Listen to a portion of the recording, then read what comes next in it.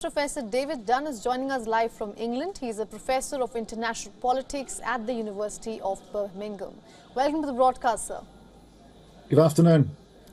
Now, before we dive into the future, Professor, let's take a look at the past for now. Jens Stoltenberg took charge of NATO back in 2014, just a month after Russia first invaded Ukraine to annex Crimea.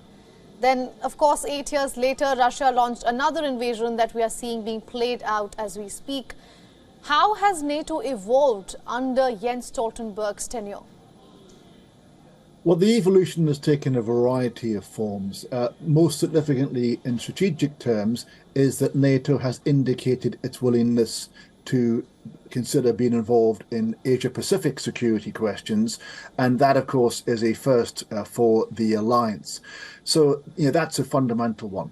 The other aspect of Stoltenberg's leadership is a robust response to the NATO aggression in Ukraine, both after 2014 and after the latest full-scale invasion. Rallying NATO, trying to get it to improve its spending on defence and preparedness, its active measures, and of course, under his tenure, we have had the applications to join NATO, most recently of Finland and Sweden. And so the alliance has now doubled in size over its core for most of its life, and it's now 31 nations in size. So it's a much bigger, much stronger, much more global player on the world stage than it was when Stoltenberg took over in 2014. Right, now it seems to us that the next NATO chief has two issues, broadly speaking. One is, of course, to tackle the contemporary geopolitics that we also mentioned and you also briefly mentioned. And two is to navigate old and new fault lines within the alliance. Would you agree? Absolutely. It's a very difficult political job to try and balance. The Americans are the ones that provide most of the resources for NATO, and they historically provide the military chief of the alliance, and it's the other members who provide, traditionally European members, who provide the Secretary General. But within that, there are lots of fault lines within Europe.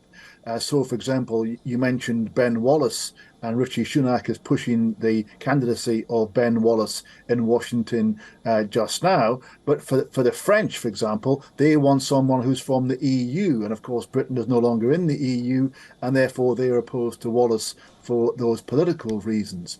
Others think that Germany is unsuitable because it doesn't spend enough on defence, which would be a problem for Ursula von der Leyen, who was also mentioned as a candidate.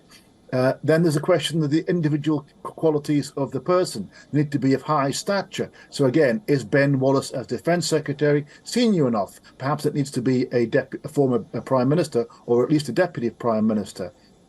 And they have to be subtle enough to actually navigate the difficulties of not being too hawkish on Ukraine, but hawkish enough to rally support.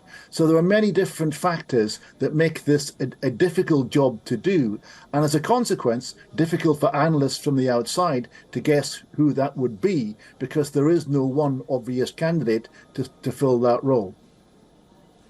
All right, Professor David Dunn, thank you for decoding us for that, not just the past, but also the future of NATO. Thank you for joining us on this broadcast and bringing us all your insights. A pleasure.